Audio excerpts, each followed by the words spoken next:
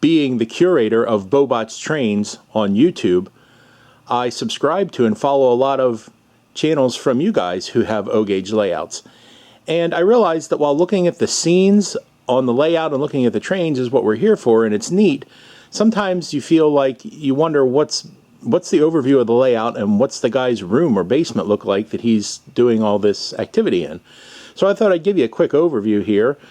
My layout is 12 by 12, and I can pop up in the center there. It's cut out so I can do maintenance. This corner is cut off at a 45 to allow me to put my control panel. That's a recycled control panel from about 12 years ago, an old layout I had. And I run DCS and TMCC Legacy. So there's my Z4000 power, and that's just my laptop there I use for checking emails and things when I'm down here. And it's in the center of my basement, so even though I have this nice mountain I built back here, I mean, it's hard to do a backdrop, you know, because I would have to put up panels on this outside unfinished edge all the way around here when I'm taking photos and things like that. So if I did this again, I'd put it in another location in the basement and do like a around the room layout or a shelf type layout where I never have to lean more than, say, 3 feet into the layout. So let me back out a little bit here and just give you a quick one. I'm back in the corner of my basement here where all my junk is. Over there is the air handler, and to the left in the back there is like a tool area, workshop, and it's where all my train boxes and my tools and things are stored. The steps that come down from upstairs. Way over on the far edge there is probably where I'd move my layout if I did it again, and I have a keyboard and some musical equipment over there for when I'm playing. Need to relax a little bit. It's nice, I have a window and it's a walkout basement, so I do get some light down here during the day. And over here is some storage and my electrical rack where I have my computer and server and things like that. And then back around to this corner where we are, this is my train working area, my workbench. Have my tools and my paints and glues and soldering iron and things like that. So people have asked about the lighting. That's another thing when I'm taking my pictures.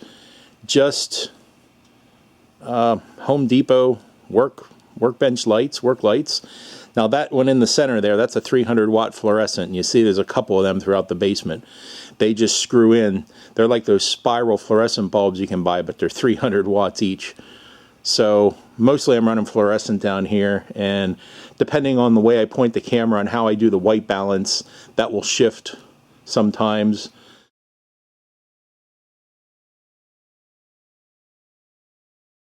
But yeah, that's basically it. I'll move over to the other side and give you a view from a different angle.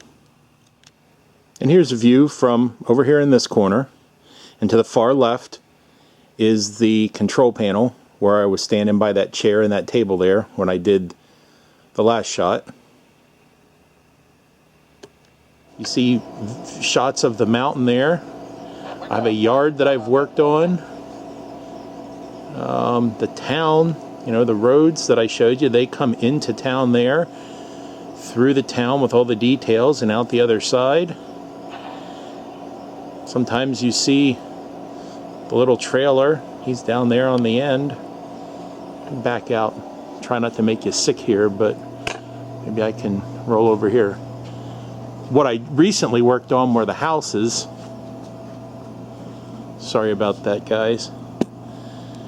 And they're down in here. That road that comes through town, you can come across these tracks and out off the side, or right down through. How I thought this was is a long time ago, you know, the town was there, and then it started branching out. So these first two houses look like the older style. They look like they sort of belonged. And then as you went on, somebody purchased this land across from the transfer warehouse, and they built that one little house there. And then they built this house, and they kept getting bigger as they went on, because that's the way it works. course, this guy, we know him. He's the guy in the neighborhood. He's got the most. Look at the trees up here. See, the trees are up here. This is kind of like the ghetto house. It's kind of crappy. Look at all the weeds and stuff. Got the old car and all the weeds. And then as you go, as I was getting to, this dude here, he's got the perfect lawn. He's got all the privacy bushes and the nice landscaping and the obligatory Escalade in the driveway. See, this dude up here, he can only afford the VW Bug. But as you go down, this dude here, he's got the Escalade. And then they're building a new one down here. My construction area.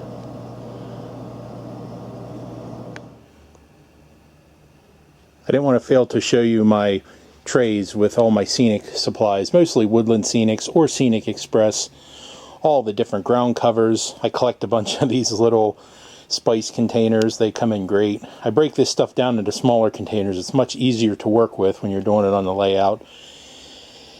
My Scenic Express glue, or my Scenic cement, wherever you get it from. I put it in a little ketchup container. I found that little bottle there a long time ago. I don't know where to get one of those. That's what I put my rubbing alcohol in, my 70% alcohol that I wet down the ground cover before I hit it with glue to keep it from globbing up. I did some of these super trees a while back, and actually they're over here. I showed you that before. Had like a little tree creating area, and every time something happens to one of them and something breaks off of it, then it comes over here and goes in here in this pile, and it makes great weeds to put around on your layout. Use an eyedropper to put my glue on. I don't really use a spray bottle. Some guys use a spray bottle. I just, even if the area is a little bigger, I hit it with the alcohol and then use the eyedropper to do the Scenic cement.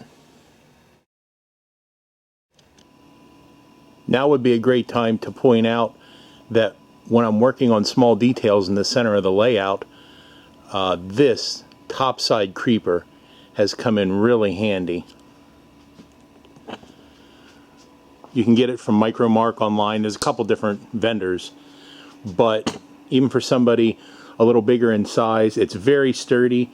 You got to have the room around your layout to wheel it around, but look how nice it is. I mean, you can just hang out over top of there, and I've reached the whole way out into the center to put these little figures in the town. And also down, I mean, I've got 4 feet, I guess, across there. Now I can get up in the center on a small step ladder, but the Topside Creeper makes it really nice. And speaking of that, the bottom side creeper also.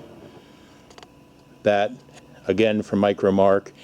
And when you're doing wiring under there, that really saves your back. I made my layout a little higher. I forget how many inches it is, but I raised the legs up so I could get under there anyway. But still, both of those tools have made this experience a lot more fun. I've been asked about some of my camera equipment. I'm using a Panasonic camcorder right now, handheld, because I took it off all of the tripods to show you. But I just use a standard tripod here. But what I did was I mounted a bar on here so that I can put the camera, either still camera or this video camera, camcorder on here. And then over here, get some more light on the subject with this panel.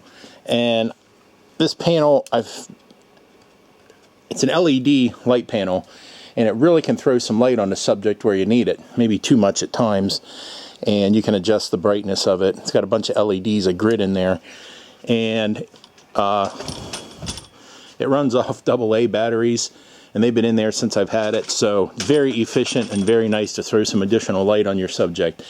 Now, another thing that's really cool, back here in the corner, if you can see, is my monopod. And instead of being a tripod with 3 legs, it just has 1 leg. And same thing, it's got a quick release up top. I can pop different cameras on and off. Has a swivel head.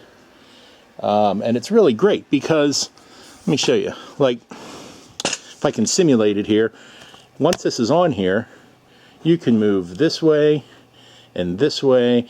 You know, you're not restricted in any way like you would be on angles for a tripod, but it's still steady because, bam, once you hit it, it's just supporting the weight of the camera instead of you holding it and jiggling it around like that.